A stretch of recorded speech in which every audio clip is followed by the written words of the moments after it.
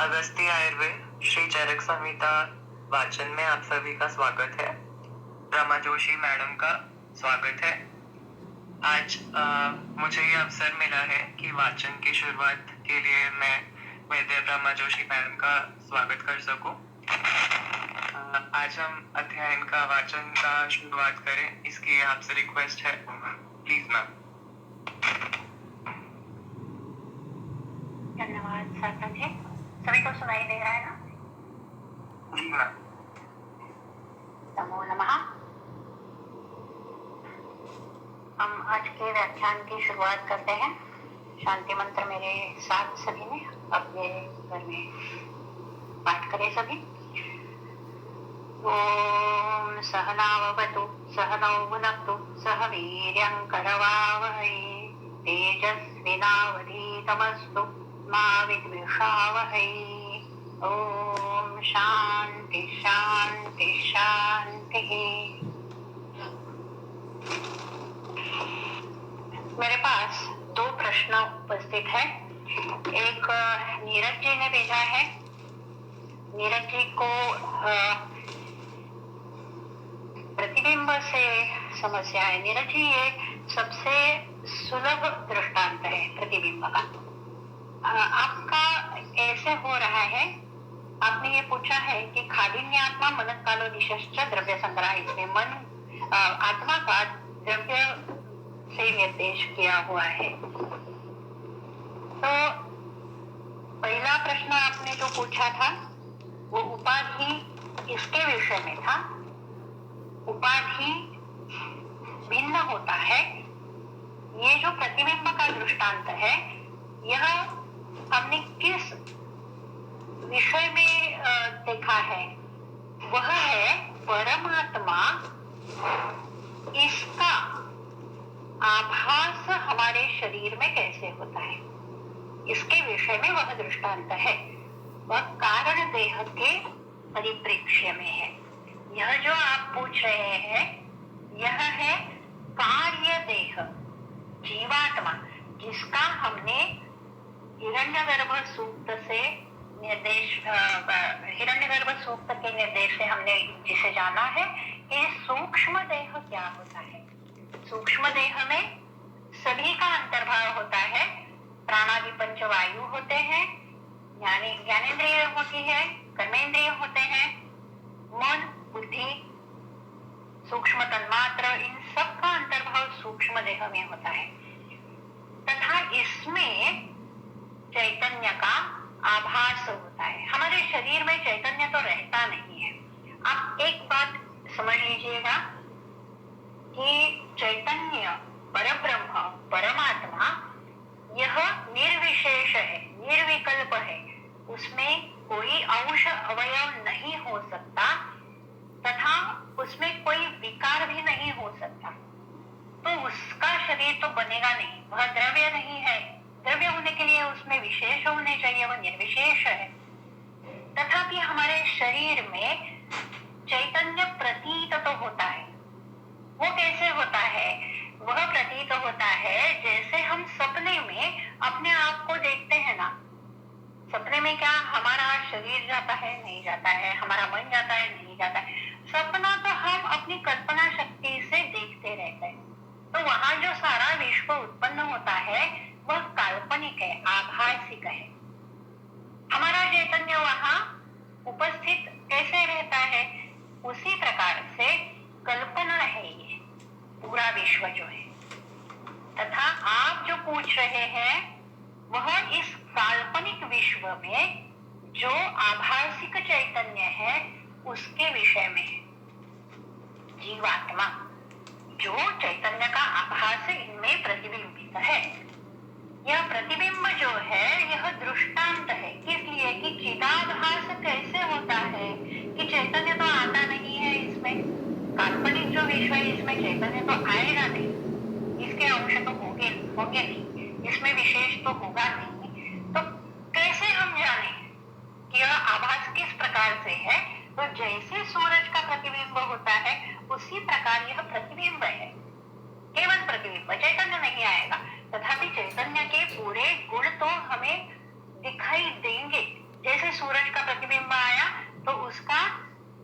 रोशनी भी आएगा, उसकी दीप्ति भी आएगी। उसी प्रकार यह दृष्टांत है। यह किसके विषय में है? जो शारीर स्थान में बताया है, अतः परम ब्रह्मभूतो भूतात्मा नोपलभ्यते ज्ञानम ब्रह्मविदां चात्र ज्ञातुमर्हति। जो निर्विशेष है उसका प्रतिबिंब चैतन्य मात्र हमारे शरीर में है, प्रतिबिंब मात्र हमारे शरीर में है। इसके विषय में आप पूछ रहे हो जीवात्मा के विषय में। तो जीवात्मा, इसे द्रव्य तो कहा जा सकता है क्योंकि उसमें विकार होते हैं। वह जीवात्मा क्या होता है? वह अंतःकरण होता है, वह आत्मा नहीं होता है, परमात्मा नहीं होता है, वह अंतःकरण होता है। तो अंतःकरण में तो विकार होंगे, तो वह द्रव्य कहना चाहिए, उसमें कोई आशंका नहीं है। यह सबसे सुलभ दृष्टांत है प्रतिबिंब का कि हमारे शरीर में क्या है चैतन्य। आपको यदि अधिक समस्या हो तो आप इसे चिदाभास कह सकते हैं। आभासिक है चैतन्य। चैतन्य हमारे शरीर में है नहीं, वह आभास है चैतन्य का। आप चिदाभास कहें। प्रतिबिंब आपको यदि बहुत ही कठिन लग रहा हो तो आप चिदाभास कह सकते हैं। तथापि यह सबसे सुलभ दृष्टांत है वेदांत में। ठीक है, यदि कोई और समस्या हो तो आप पूछ सकते हैं। और दूसरा क्या पूछना है नीरज जी अभी? धन्यवाद मैडम, धन्यवाद। ठीक है, दूसरा जो प्रश्न है वह शैलेश देशपांडे ने पूछा है। मैं आशा करती हूँ कि वो वर्ग में उपस्थित हो। इन्हें समस्या है कि मैंने जो कहा कि फोर्सेस, यह प्राण है तथा matter and energy, they are रई और प्राण, इन्हीं दो विभागों में पूरा विश्व बटा हुआ है और कुछ है ही नहीं पूरे विश्व में। अग्नि शोमियम जगत ऐसे जो बताया है, यह अग्नि है, अन्नाद प्राण।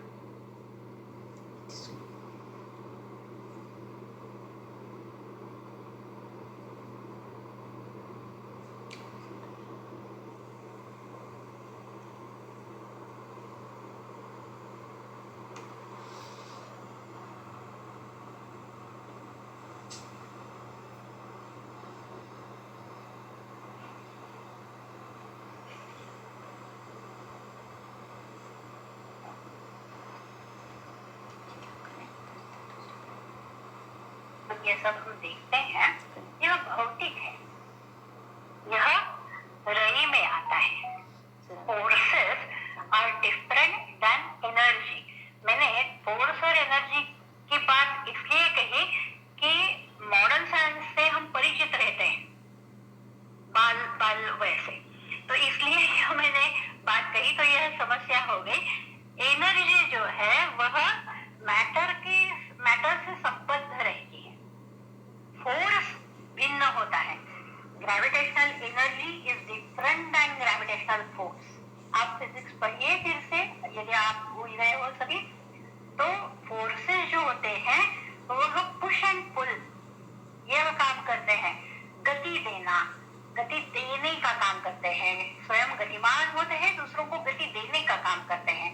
वह मैटर में अंतर्भूत नहीं होते, अंतर्निहित नहीं होते हैं। मैटर में क्या होता है? वह एनर्जी होती है, तो उससे वर्क हो जाता है। फोर्स के कारण एनर्जी को प्रवृत्ति मिलती है, प्रेरणा मिलती है, एनर्जी कार्यान्वित होती है, वो पोटेंशियल नहीं रहती, काइनेटिक एनर्जी हो जाती है, तो वर्क हो जाता है। यह थियरी है। तो इसलिए मैंने इससे तुलना की, प्राण तथा रई दो ही अस्तित्व है और कुछ भी नहीं है दुनिया में, और कुछ भी नहीं है, विश्व इतना ही है, अग्नि शोमियम जगत। या तो रई होगा, कोई भी तत्व हो, कोई भी वस्तु हो, रई होगी, अथवा प्राण होगी। प्राण है अन्नाद, रई है अन्न। प्राण है भोक्ता, रई है भोज्य। तो रई का शोषण प्राण से होता है तथा प्राण की प्रक्रिया से ही रई पुनः पोषित होती है। रई स्वतः कुछ भी कार्य नहीं कर सकती है, दोनों का परस्पर कार्य हो जाता है, प्राण के कारण गति आ जाती है। रई पूरा जड़ तत्व है, ठीक है। किसी को इसमें कोई प्रश्न हो तो आप अवश्य पूछ सकते हैं। शैलेश यदि हो वर्ग में तो वो जान चुके होंगे, और किसी को इसमें समस्या है, नहीं समझ में आया हो कि प्राण का स्वरूप क्या है, रई का स्वरूप क्या है, या यदि समझ में नहीं आया हो तो आप पुनः पुनः मुझसे पूछ सकते हैं, क्योंकि यह स्पष्ट होना अतीव आवश्यक है। इससे ही हमारा पूरा अध्ययन प्रभावित हो जाएगा। इससे ही हम वादव्याधि अधिक स्पष्ट रूपतया जान पाएंगे, ठीक है। तो हमने अब तक सूक्ष्म देह तक अध्ययन किया है। सूक्ष्म देह यह हमने जाना है। तो इसके पश्चात पंचकोश में स्थूल देह की उत्पत्ति यह कैसे होती है, यहाँ तक जो है सूक्ष्म देह तक, यह प्राण तथा प्राणों की विभूतियां, इच्छा शक्ति, ज्ञान शक्ति, क्रिया शक्ति, यह सभी जो है यह प्राण स्वरूप ही है। बुद्धि है, मन है,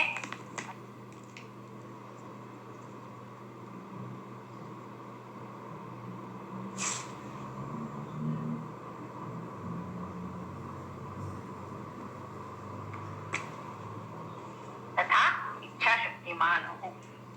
हमने यह भी देखा कि हिरण्यगर्भ में रई जो है उससे पंच तन्मात्र उत्पन्न होते हैं।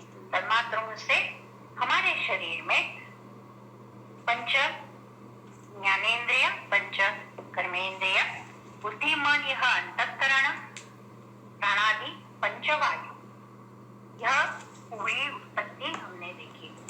इसके पश्चात जो तन्मात्र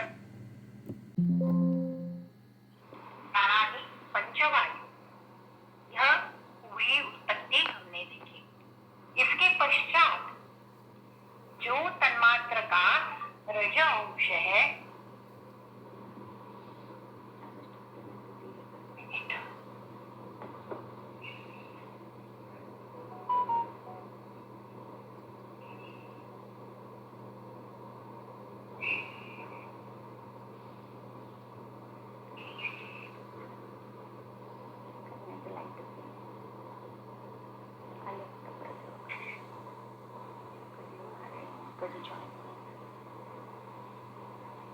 दिखाई दे रहा है सभी को? जी मैम। नहीं दिखाई दे रहा है, क्या हो गया?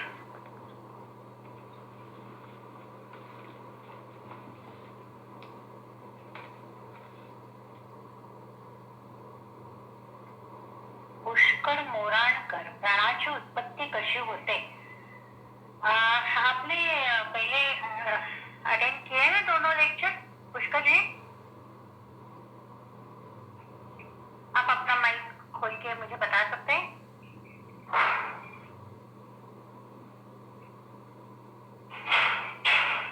अच्छा, तो आपने सुना होगा मुझसे कि विश्व जब उत्पन्न होता है तो शबल ब्रह्म से हिरण्यगर्भ उत्पन्न होता है। तो हिरण्यगर्भ यह जानता है कि सृष्टि का स्वरूप क्या है, क्या उत्पन्न करना है।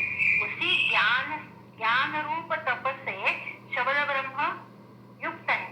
तो सृष्टि का जो स्वरूप है वह जान के उसके जो साधन है उसके लिए प्राण तथा रई यह हिरण्यगर्भ से उत्पन्न होते हैं, ठीक है। यह प्राण की उत्पत्ति है। ठीक है,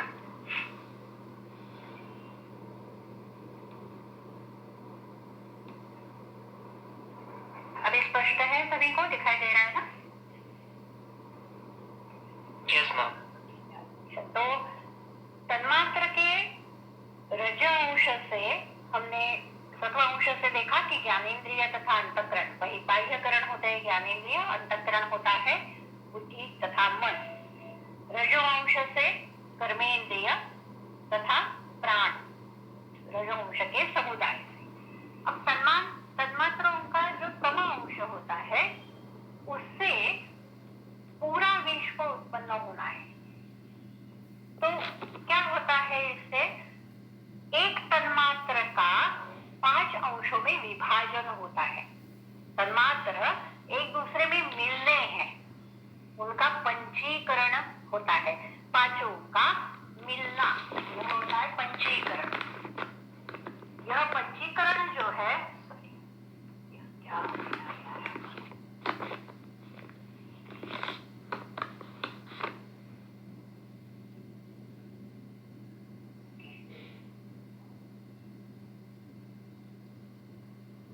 यह पंचीकरण प्रक्रिया जो है, यह आद्य शंकराचार्य जी ने बताई है।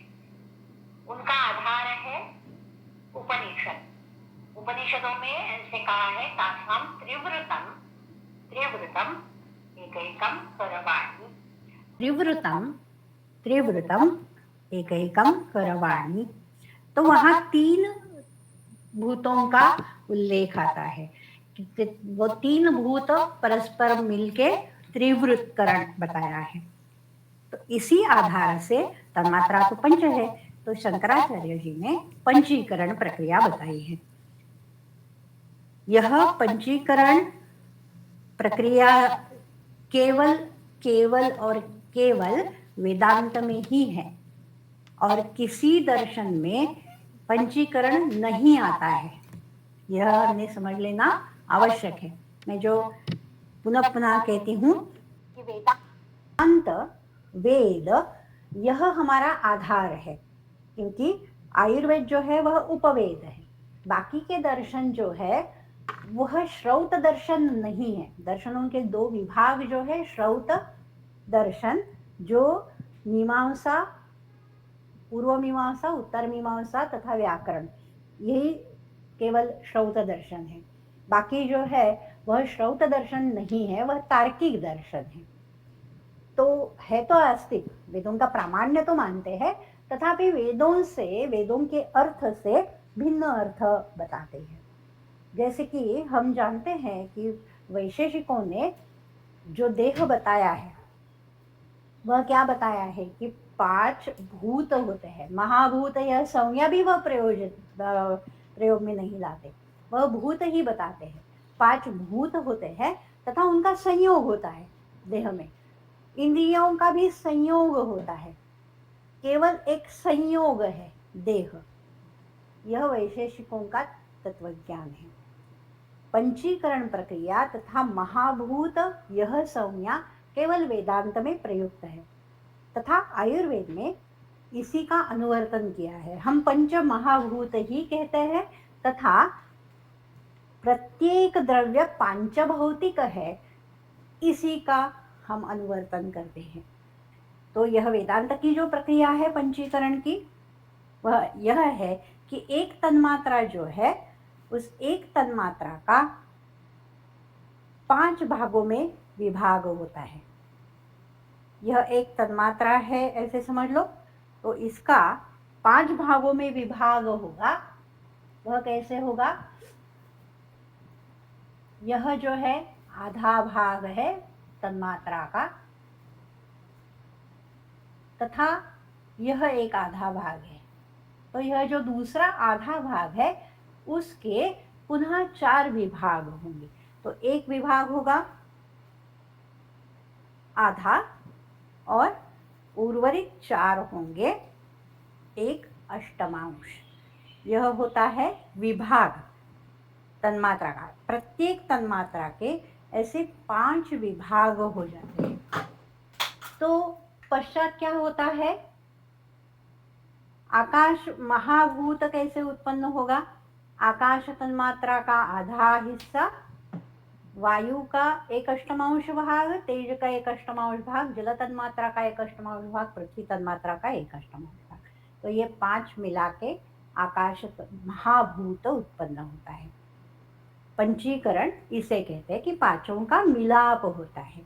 इसी प्रकार वायु महाभूत में वायु का आधा भाग होता है, बाकी का 1/8। तेज में तेज का आधा भाग होगा, बाकी चारों का 1/8 भाग होगा। जल महाभूत में जल का आधा भाग होगा, बाकी चारों का 1/8 भाग। पृथ्वी महाभूत में पृथ्वी का आधा भाग होगा, बाकी 4 का 1/8 भाग होगा। तो यह हो जाते हैं महाभूत। और यह जो महाभूत है उनके भिन्न भिन्न एकत्रीकरणों से पूरा विश्व उत्पन्न होता है। तो इसे कहते हैं अन्नमय कोश, क्योंकि रई अन्न यह सभी पर्याय है। सोम कहो, रई कहो, अन्न कहो, आप कहो, इन सभी शब्दों से रई का ही निर्देश होता है।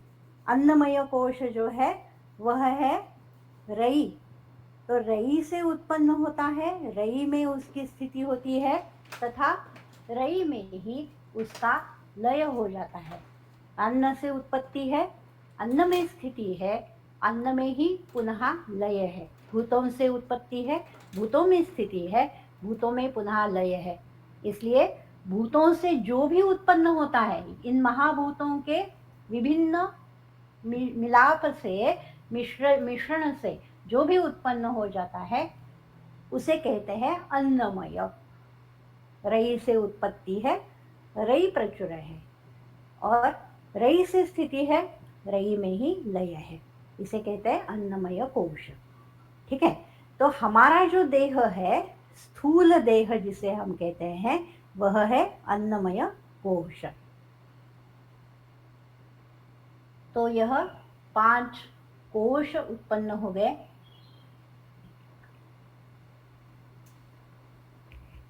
सबसे अंदर का है आनंदमय कोश, केवल अविद्या में प्रतिबिंबित ब्रह्म चैतन्य। उसके बाहर होता है विज्ञानमय कोश, बुद्धि तथा ज्ञानेंद्रियों से युक्त। उसके बाहर का है मनोमय कोश, जो मन तथा ज्ञानेंद्रियों से युक्त है। उसके बाहर मैडम स्लाइड जात नहीं है पुढे। यह स्लाइड आपको दिखाई नहीं दे रही है? नहीं, तीच आहे तन्मात्रा वाली। कौन सी है? तन्मात्रा वालीच आहे, पंचीकरण। तन्मात्रा वाली है, ठीक है, एक मिनट।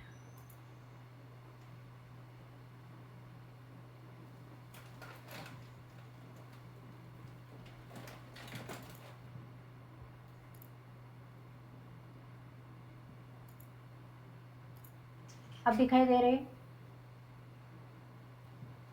पंचकोश की स्लाइड दिखाई दे रही है?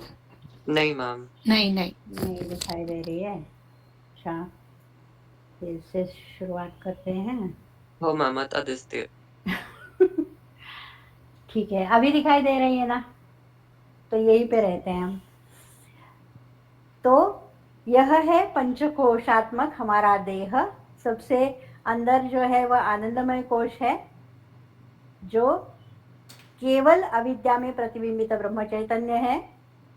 उससे बाहर का है विज्ञानमय कोश, जो बुद्धि तथा ज्ञानेंद्रियों का है। उसके बाहर का है जो यहाँ लाल रंग में मैंने दिखाया है, सॉरी हरे रंग में मैंने दिखाया है, वह है मनोमय कोश, वह है मन तथा ज्ञानेंद्रिय। उसके बाहर जो लाल रंग में मैंने दिखाया है वह है प्राणमय कोश, जो प्राणापानादि पंच प्राण तथा कर्मेंद्रियों से बना हुआ है। सबसे बाहर का है अन्नमय कोश, जो पंच महाभूतों से बना हुआ है। ठीक है, यह है पंचकोश। तो हमने यह देखा था कि समष्टि में त्रिविध देह होते हैं। समष्टि में सूक्ष्म देह के विभिन्न अंश स्पष्ट रूप से नहीं होते कि बुद्धि है, यह परमात्मा, यह हिरण्यगर्भ की बुद्धि है, यह हिरण्यगर्भ का मन है, यह हिरण्यगर्भ के इंद्रिय है। ऐसा नहीं होता है। इंद्रियाभिमानिनी देवता तो बताए हैं, तथापि हिरण्यगर्भ में इंद्रिय, मन, बुद्धि ऐसे नहीं होता है, इंद्रिया नहीं होती है हिरण्यगर्भ में। तो त्रिविध देह होते हैं। पहले तो है कारण देह, जिसे हम आनंदमय कोश कहते हैं। हमारे शरीर में व्यष्टि एक व्यक्ति, सभी प्राणी मात्रों में एक एक जो भिन्न भिन्न व्यक्ति है तो व्यष्टि हो जाता है। सभी वृक्षों का जो समूह होता है तो वन कहते हैं, तो सभी प्राणियों का समूह उसे कहते हैं समष्टि। तो व्यष्टि में अविद्या में प्रतिबिंबित ब्रह्म चैतन्य है, जैसे कि जिसमें आवरण शक्तियुक्त माया, और समष्टि जो है वह माया कैसी है, वह विक्षेप शक्तियुक्त माया है। तो यहाँ जो प्रतिबिंबित ब्रह्म चैतन्य है, शबल ब्रह्म जिसे कहते हैं माया में प्रतिबिंबित ब्रह्म चैतन्य, उसे ही कहते हैं ईश्वर। व्यष्टि जो कारण देह है उसमें प्रतिबिंबित ब्रह्म चैतन्य, उसे प्राज्ञ अथवा सुषुप्त कहते हैं।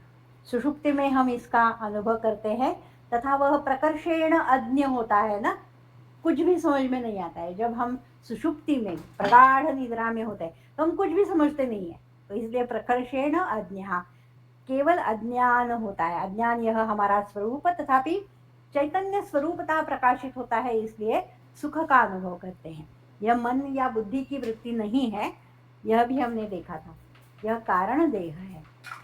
लिंग देह तथा सूक्ष्म देह जिसे कहते हैं, हमारे शरीर का विचार करें तो पंच सूक्ष्म तन्मात्र, विज्ञानमय कोश जो ज्ञान शक्तिमान है, बुद्धि तथा मन से बना हुआ, बुद्धि तथा ज्ञानेंद्रियों से बना हुआ मनोमय कोश जो इच्छा शक्तिमान है, मन तथा ज्ञानेंद्रियों से बना हुआ प्राणमय कोश, प्राणापादादि पंचवायु तथा कर्मेंद्रियों से बना हुआ, यह मिलके होता है सूक्ष्म देह। सूक्ष्म भूतों से बना है, इसलिए इसे सूक्ष्म देह कहते हैं। तथा बुद्धि से अवगत नहीं होता, समझना अतीव कठिन होता है, इसलिए सूक्ष्म कहते हैं। सूक्ष्म का अर्थ होता है कि हमें समझने में जिसमें कठिनाई हो, वह होता है सूक्ष्म, बुद्धि के परिप्रेक्ष्य में। तथापि इस देह में हमें चैतन्य का अनुभव होता है, तो चैतन्य का अनुमान हम कर सकते हैं। अनुमान में लिंग यह है सभी कि यह कार्य करते हैं। वास्तव रूप में हम देखें तो इनमें कार्य शक्ति नहीं हो सकती, भूतों से बने हैं जो जड़ है, तामस है तो जड़ है, उनमें गति नहीं है, स्वयं क्रियाशील नहीं है। तथापि वह क्रिया कर सकते हैं। क्यों कर सकते हैं? क्योंकि चैतन्य की प्रेरणा होती है। तो चैतन्य का अनुमान करने के लिए यह लिंग है, इसलिए इनको कहा जाता है लिंग देह। ठीक है, सूक्ष्म देह तथा लिंग देह।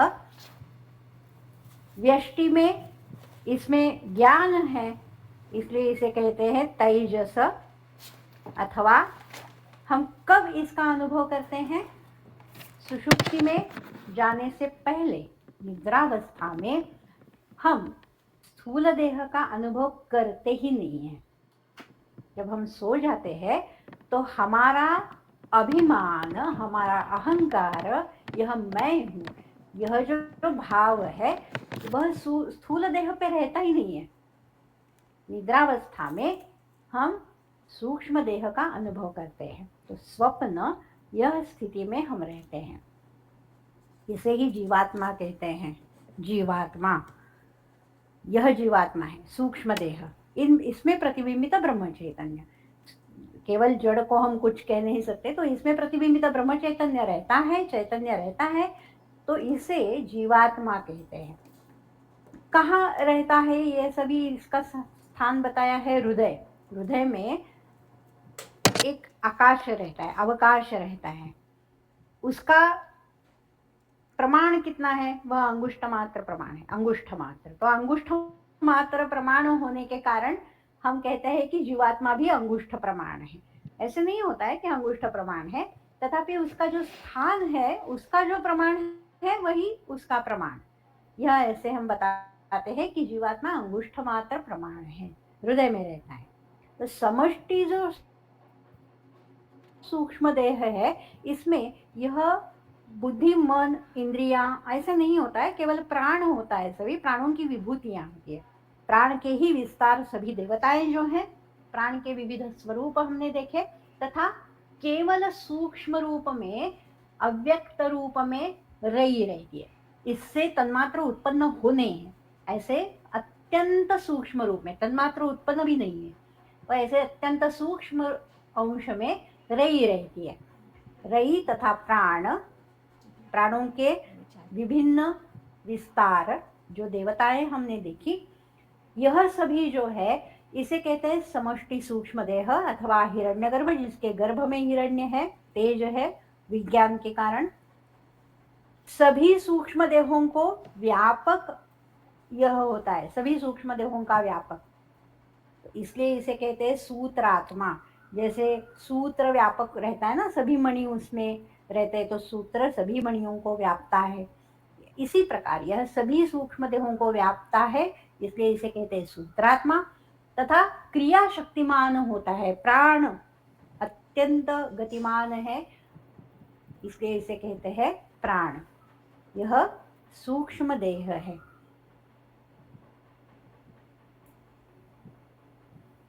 अन्नमय कोश है स्थूल देह, समष्टि स्थूल देह, इसे कहते हैं वैश्वानर अथवा विराट।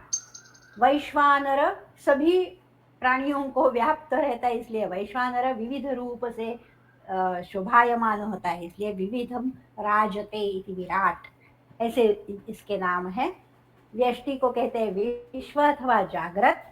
समष्टि जो स्थूल देह है, पंच महाभूतों से उत्पन्न होता है। कैसे उत्पन्न हुआ, क्या उत्पन्न हुआ, तो समष्टि पंच महाभूत, इन पे प्राणों की क्रिया होती है।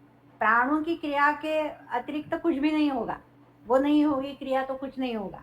तो प्राणों की क्रिया से 14 भुवनात्मक ब्रह्मांड उत्पन्न होता है। 7 ऊर्ध्वलोक होते हैं, 7 अधोलोक होते हैं।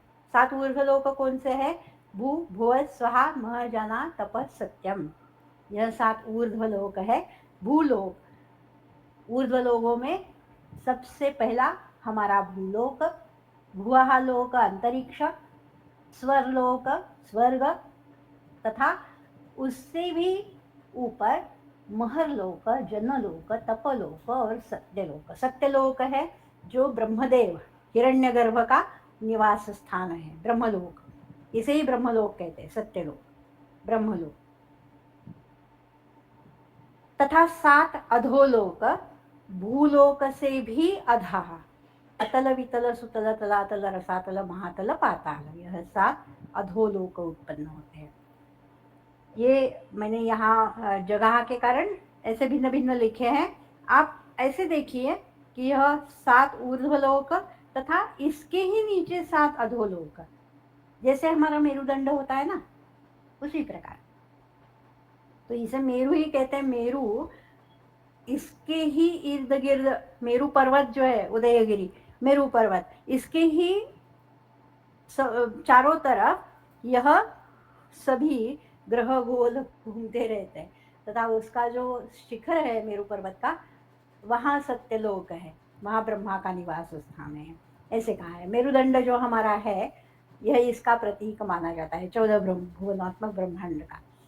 तथा मेरुदंड का शिखर, शिरस्थान, इसमें चैतन्य का निवास होता है, तो यह सत्यलोक हो गया, ऐसे माना जाता है। 7 जैसे ब्रह्मांड है वैसे ही हमारा शरीर है, कोई भिन्न तो है नहीं। तो यह एक ब्रह्मांड समष्टि स्थूल देह उत्पन्न हो जाता है। तो यहाँ क्या होता है, प्राण की क्रिया तो होती है, प्राण की क्रिया के कारण ही ग्रह गोल का आकार बनता है।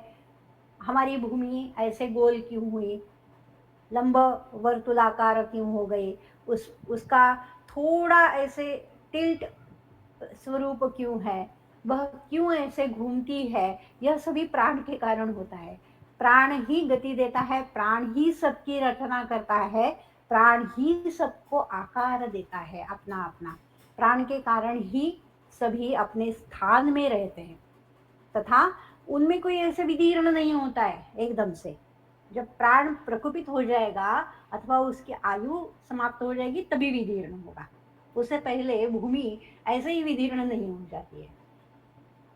वैसे ही भूअरलोक अपने स्थान में रहता है, स्वरलोक अपने स्थान में रहता है। सभी ग्रह गोल जो है वह घूमते रहते हैं यहाँ वहाँ, उनकी एक निश्चित गति होती है। ऐसा नहीं है कि कोई भी कहीं भी जाएगा, आपस में टकरा जाएगा, ऐसा नहीं होता है। गुरु अपने ही स्थान में रहेगा, चंद्र अपने ही स्थान में रहेगा, शुक्र अपने ही स्थान में रहेगा, अपनी ही गति से भ्रमण करेगा। ऐसे ही आके भूमि पे नहीं गिर जाएगा। भूमि कहीं गुरु पे नहीं गिर जाएगी जाके। गुरु गुरु का गुरुत्वाकर्षण बहुत ज्यादा है, बहुत अधिक है। तो भूमि भूलोक का हमारा पृथ्वी लोक गुरु की तरफ खींचेगा नहीं, ऐसे उस पे जाके गिरेगा नहीं, क्योंकि ये प्राण सभी को अपने अपने स्थान में रखता है, सभी को आकार देता है। भुवन ब्रह्मांड इसका आकार स्वरूप निश्चित करता है। यह समष्टि स्थूल देह उत्पन्न होता है। तो यहाँ क्या होता है, भूलोक में प्राण के कारण ही जल, उससे मेघ बनते हैं, पानी आता है भूलोक पे, बारिश हो जाती है, बरसात हो जाती है, तो अन्न उत्पन्न होता है। तो माता ने अन्न खाया, उसका होता है शोणित, पिता ने खाया हुआ अन्न उसका होता है रेत। तो उससे 4 प्रकार की जीव सृष्टि उत्पन्न होती है। जरायुज, अंडज, स्वेदज तथा उद्भिज। यह पंचमहाभूतों से निरिंद्रिय सृष्टि तो बनती है। बहुत सारे जलाशय बनते हैं, पर्वत बनते हैं, नदियां बनती है, सब कुछ बनता है। उससे ही वृष्टि के कारण जो अन्न उत्पन्न होता है, उससे 4 प्रकार की यह जीव सृष्टि उत्पन्न होती है। अंडज क्या होते हैं, जो अंडोल से उत्पन्न होते हैं, वो होते हैं अंडज। पंछी होते हैं, कई कई जातियों के सांप होते हैं। सांप तो दोनों प्रकार के होते हैं, कई अंडज होते हैं, कई जरायुज भी होते हैं। तो कई प्रकार के सांप जो होते हैं वो अंडज होते हैं, पक्षी अंडज होते हैं। तो अंडोल से जिनकी उत्पत्ति होती है वह है अंडज। स्वेदज क्या होते हैं, जो नम स्थानों में, जैसे कि मड हो, ऐसे स्थानों में जिसकी उत्पत्ति होती है, जो जिसमें थोड़ा औष्ण्य हो, नमी हो, सड़े गले भाग हो, तो इसे स्वेद कहते हैं ना। तो इससे जिनकी उत्पत्ति होती है, तो अंडों से भी उत्पत्ति उनकी हो सकती है, तथापि उन्हें इसकी आवश्यकता अधिक होती है। यह नहीं होता है तो उनकी उत्पत्ति नहीं होती है। पानी हो, नमी हो, सड़े गले भाग हो, तो इसमें इनकी उत्पत्ति हो जाएगी। तो ये इन्हें कहते हैं स्वेदज। मक्खियाँ होती है, फिर मस्किटोज होते हैं, बहुत सारी है स्वेदज उत्पत्ति हो जाती है। उद्भिज जो भूमि को फोड़ते हुए बाहर आ जाते हैं, पूरी वनस्पति सृष्टि जो है वह है उद्भिज। जरायुज तो हम जानते हैं, जरायु जिस थैले में गर्भ रहता है, माता के शरीर में गर्भ की वृद्धि होती है तथा पूरा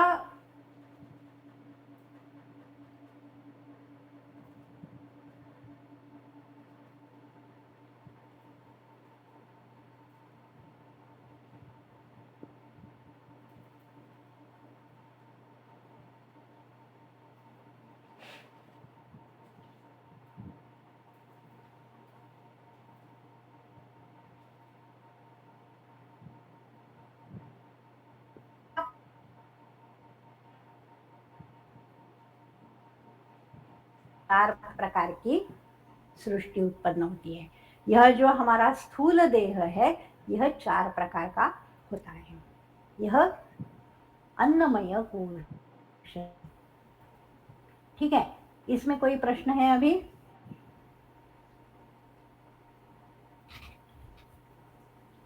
पंचकोश तथा त्रिविध देह, इसमें कोई प्रश्न है किसी को?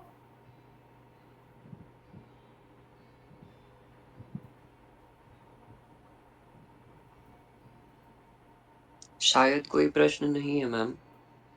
प्रश्न नहीं है तो हम आगे चलते हैं। जी मैम। यह पूरा समझ में आया हो तो अच्छी बात है। तो यहाँ हमने पंचकोश पूरा किया है। अब हम चलेंगे, हमारा जो प्रधान विषय है वायु, इसका हमारे शरीर में क्या स्थान है, क्या उसका स्वभाव है, कैसे उसका पोषण होता है, कैसे उसमें विकृति होती है, कौन सी उनकी व्याधियां हैं तथा उनकी चिकित्सा क्या है, यह हमारा जो प्रधान विषय है। तो यह हमने इतना सब देखा, इसका भी इसमें अनुवर्तन होना चाहिए। इसके आधार से हम वात व्याधि पढ़ेंगे, अन्यथा हम वात व्याधि जान ही नहीं पाएंगे। मैं ऐसा क्यों कहती हूँ, आप देखिए कि वात, इसका शरीर में जो स्वभाव कहा है, कैसा है वात। हमने वात प्रकृति पढ़ी है चरक संहिता में, जिसे वातल देह स्वभाव कहते हैं। प्रकृति, इसे इसका चरक संहिता में एक ही अर्थ है, साम्य। प्रकृति तो साम्य ही है। वात प्रकृति ऐसा हो नहीं सकता। वात प्रकृति किसे कहेंगे कि जिसके शरीर में वात अधिक क्रियाशील है, उसे कहते हैं वात प्रकृति। तो चरक कहते हैं कि यह तो विकृति है, यह प्रकृति नहीं है। अधिक क्रियाशील है तो इसका अर्थ हो गया कि साम्य नहीं है, तो इसे प्रकृति नहीं कह सकते। इसलिए चरक उसके स्थान पे वातल, पित्तल, श्लेष्मल, इन शब्दों का प्रयोग करते हैं। अर्थ तो एक ही है। जिस शरीर में वात अधिक क्रियाशील हो उसे कहते हैं वात प्रकृति अथवा वातल देह। तो वातल देह में क्या होता है, वातल देह के लक्षण भी हमने पढ़े हैं। वातल देह के लक्षण होते हैं,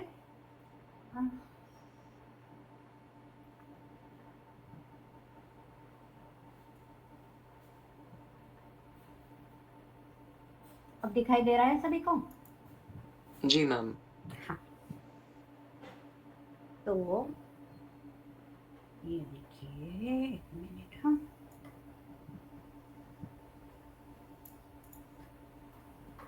यह वातल देह प्रकृति है, दिखाई दे रहा है ना सभी को? पढ़ सकते हैं?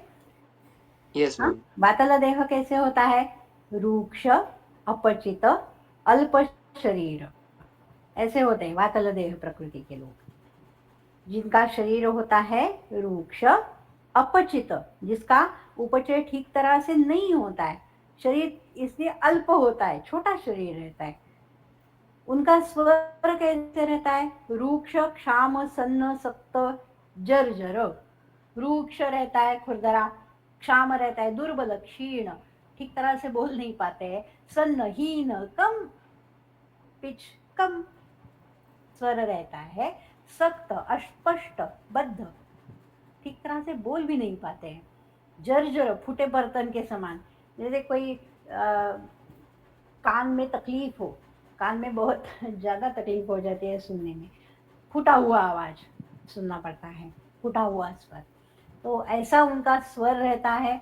उन्हें नींद ठीक तरह से नहीं आती है, जागरूका, ठीक तरह से सो नहीं पाते हैं, कम रहती है उनकी नींद। चपल गति चेष्टा, उनकी जो चेष्टा होती है शरीर का चलन वलन, वह अत्यंत गतिमान रहता है, वारंवार वह गति में रहते हैं, कोई स्थिर रह नहीं सकते हैं। अनवस्थित संधि, अक्षि, भ्रू, हनु, ओष्ठ, जिह्वा, शिरस्कंध, पाणिपाद, यह सभी जो है वह अस्थिर रहते हैं, एक जगह स्थिर बैठ भी नहीं पाते हैं। बैठेंगे तो भी क्या होगा कि अक्षि में, आंखों में तो हलचल कुछ होगी, हनु में हलचल होगी, जिह्वा कुछ तो यहाँ वहां कर देंगे, या फिर हाथ हिला देंगे, पैरों पे कुछ हाथ मारेंगे, कुछ तो करेंगे, वह स्थिर एक जगह रह नहीं पाते हैं। बहु प्रलाप कंडरा सिरा प्रताना, बहुत ज्यादा प्रलाप करते हैं, कुछ भी बोलते रहते हैं, उनके बोलने में कोई एक दिशा भी नहीं रहती है, और असंबद्ध बोलते रहते हैं, प्रलाप करते रहते हैं। फिर उनके शरीर पे कंडरा सिरा प्रतान स्पष्ट रूप से दिखाई देते हैं, होते तो सभी के शरीर में है, तथापि उनके शरीर में स्पष्ट रूपतया दिखाई देते हैं। उनके वदन, पाणिपाद, परुष रहते हैं, अंग अवयव स्फुटित रहते हैं, संधियों में चलते वक्त कुछ ना कुछ तो ध्वनि आता रहता है। श्रुतग्राहीणा अल्प स्मृतयश्च, समझ में तो आता है, श्रुतग्राही होते हैं, अरे हाँ समझ में आया जो आप बोल रही हैं। तथापि दूसरे दिन पूछा कि क्या आपने समझा, वो तो याद नहीं है। अल्प स्मृति रहते हैं, शरीर का बल अल्प रहता है, उनका आयु भी अल्प रहता है। यह वातल देह प्रकृति है। ठीक है, यह तो एक हो गया। तथापि एक तरफ वायु का महात्म्य कैसे बताया है। वायु आयु, बलम वायु, वायुर्धाता शरीरिणाम, वायु ही आयु है, वायु पे ही आयु निर्भर करता है, वायु ही बल है, वायु धाता रक्षण करता है हमारे शरीर का, सर्व विश्व वायु है, वायु ही प्रभु नियंता है। अव्याहत गतिर्यस्य स्थानस्थ प्रकृतौ स्थितः वायुः, जिसका वायु अव्याहत गति हो, सम हो, प्रकृत हो, तो उसे क्या होता है, सो अधिकम जीवेत, शतम समाह जीवेत, 100 साल का आयु तो होगा ही होगा, अधिकम अधिक भी होगा, तथा उसे कोई रोग भी नहीं होगा, वीत रोग, कोई रोग नहीं होगा। हर्ष और उत्साह का कारण वायु है, आयुषो अनुवृत्ति प्रत्यय भूतः, इसके कारण ही आयु की अनुवृत्ति हमें ज्ञात होती है। आयु की अनुवृत्ति का कारण वह वायु है। तथा हम यह भी जानते हैं कि हनुमान तथा भीम यह दोनों वायु के पुत्र हैं। अब देखो उनका शरीर, उनमें तो वातल देह प्रकृति का एक भी लक्षण आपको दिखाई नहीं देगा।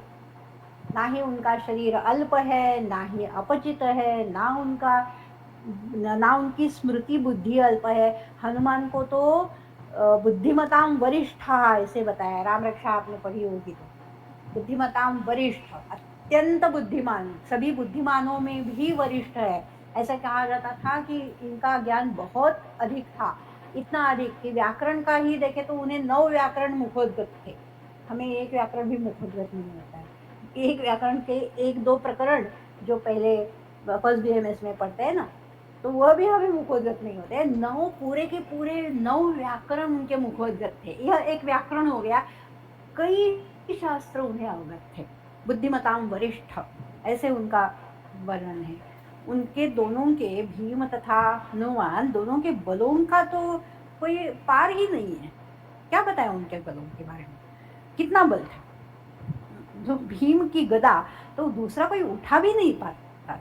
हनुमान, उनका बल तो कितना था, तो मनोजव थे, कितनी गति से समुद्र पार करके लंका में चले गए। इतना बल उनमें था कि जन्म से ही तो उन्होंने देखा कि ये लाल कोई फल है, तो वो में मुझे खाना है, तो उठ के चले गए सूरज को खाने। तो इतना बल के लिए उनकी उपासना की जाती है, बल की देवता है हनुमान। तो वायु जो है, एक तो वायु का यह वर्णन है कि वह बल का कारण है, दीर्घायु का कारण है, स्मृति बुद्धि उत्तम रहती है, यह भी हम देखते हैं। उसके कारण रोग भी नहीं होंगे, हर्ष उत्साह अधिक रहेगा। तो यह कोई मेल नहीं खाते दोनों। तो तात्पर्य है क्या, वायु अच्छा है या वायु के कारण कोई समस्या ही आएगी। वातल देह प्रकृति तो हम कहते हैं सबसे नीच प्रकृति है, अच्छी नहीं है। सबसे अच्छी तो कफ प्रकृति है, बल भी अच्छा रहता है, दीर्घायु रहता है। वायु तो अल्पायु अल्पस्मृति अल्प बल, यहाँ तो कहा है वायु आयु वायुर्बल। तो तात्पर्य आयुर्वेद का क्या है, बहुत समस्या हो जाएगी कि परस्पर विसंवादी है ना। आरोग्य का कारण भी वायु है, दीर्घायु का कारण भी वायु है, बल उत्साह स्मृति बुद्धि इनका कारण भी वायु है, और यहाँ वात प्रकृति में अल्पायु अल्पबल अल्प स्मृति ऐसे बताया है।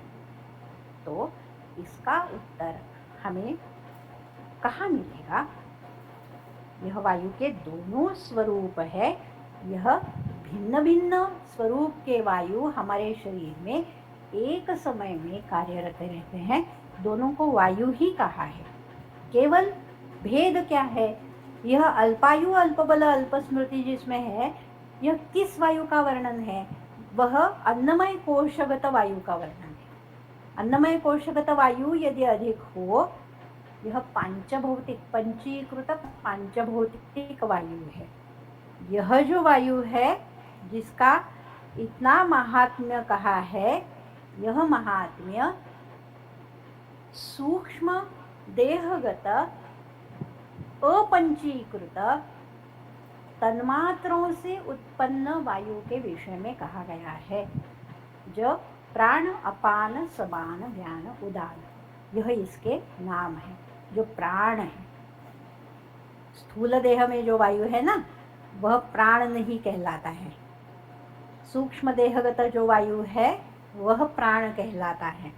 स्थूल देहगत वायु को केवल वायु कह सकते हैं, वात कह सकते हैं, जो पांचभौतिक शरीर में रहता है।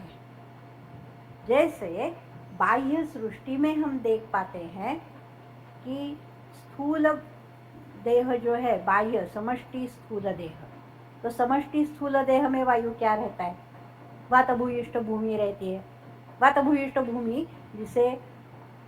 जिसका वर्णन सुश्रुत संहिता में आता है कि आकाश सम रहती है। अवकाश ही अवकाश है। दूर दूर तक कोई भी हमारी दृष्टि को रोकता ही नहीं है। दूर दूर तक कुछ नहीं रहता है, पूरा अंतराल मुक्त रहता है। यहाँ वृक्ष कैसे होते हैं? होते ही नहीं है। प्रविरल का अर्थ क्या है?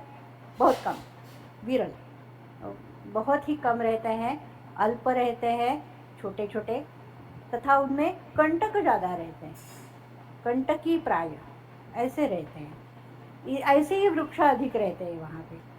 वहाँ वर्षा भी अधिक नहीं होती है, नदियाँ भी, प्रस्रवण भी, नाले कुछ भी, झरने भी अधिक नहीं रहते हैं।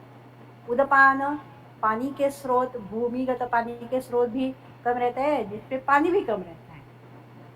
वायु कैसे बहता है? वहाँ उष्ण होता है तथा बहुत शुष्क रहता है।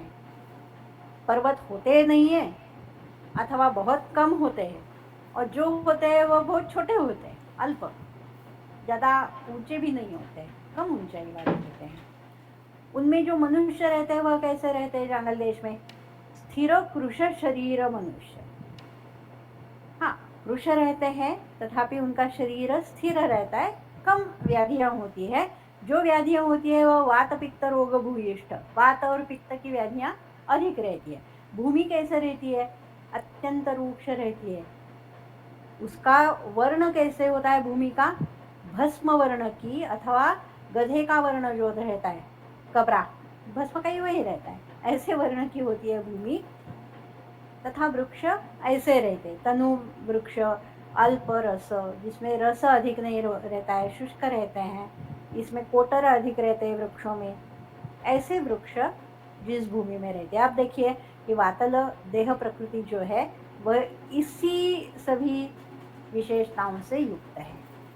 वातल, वातभूयिष्ठ भूमि तथा वातल देह, यह स्थूल देह इसका वर्णन है, जो व्यष्टि स्थूल देहगत वायु का वर्णन है। तथा इसका अधिक वर्णन यह भी है, इसकी छाया जो चरक इंद्रिय स्थान में बताई है वह रूक्ष होती है, शावारुण होती है, हतप्रभव होती है। तो उसके कारण विनाश भी होता है, क्लेश भी होता है। यह छाया गर्हित बताई है, वायु की छाया नहीं होनी चाहिए। तो यह जो वायु है, यह स्थूल पांचभौतिक देह का वायु है। वो बीज में भी रहता है, बीज भी पांचभौतिक रहता है। तो बीज से यह वायु गर्भ के शरीर में आ जाता है, बीजोद्भव वायु है। तो मृत्यु के पश्चात भी शरीर में ही रहता है, पांचभौतिक शरीर है। पंचत्वम गत बोलते हैं ना, जब मरता है कोई तो पंचत्वम गतः क्या होता है कि इसमें केवल पंचमहाभूत बाकी है, शेष है, तो पंचत्वम बता। तो 5 महाभूत इसमें है तो वायु भी है। यह जो वायु है शरीरगत स्थूल देहगत वायु जो बीज से आया हुआ है, वह मृत्यु के पश्चात भी शरीर में रहता है। यह वायु शरीर का नियंत्रण नहीं करता है। इसके आश्रय जो शरीर में है, यह अधो नाभि के अधो भाग में अधिक रहता है। बस्ती, पुरीषाधान, कटी, सख्ती, पाद, अस्थि, पक्वाशय, ये इसके आश्रय रहते हैं। ठीक है, यहाँ तक तो समझ में आया आपके? जी मैम, आज बहुत बहुत आज हम यहाँ धन्यवाद। रुकते हैं। यस मैम, कोई अगले प्रश्न हो बुधवार की तो भी आप हमें ग्रुप में डाल सकते हैं। नेक्स्ट वेडनेसडे आगे का हम देखेंगे। साथ जी आपके